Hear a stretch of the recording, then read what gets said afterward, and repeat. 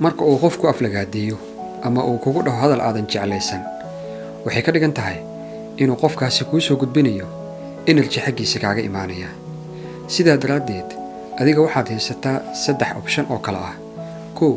Reflect, inaad ka falceliso oo qofkii ku aflagaadeeyay inaad adigana aflagaadeyso ama hadalkii uu kugu dhahay mid la mid ah inaad ku dhahdo, mana ahan mid wanaagsan.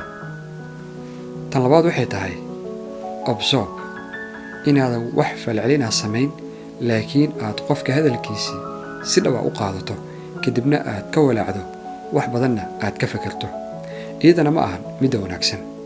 tan saddexaad waxay tahay transform, waa midda ugu wanaagsan.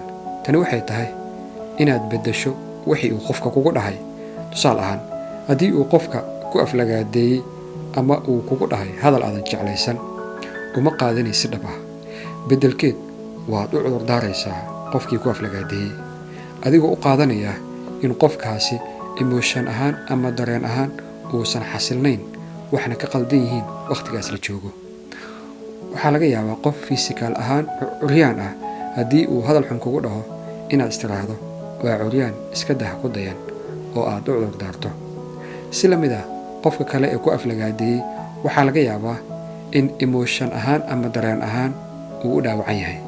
sidaa daraaddeedna waxaa habboon inaad u cudur daarto, waayo inta badan qofka dareen ahaan xasilan isla markaana faraxsan way adag tahay inuu qof kale aflagaadeeyo ama hadal xun ka sheego ama uu ku dhaho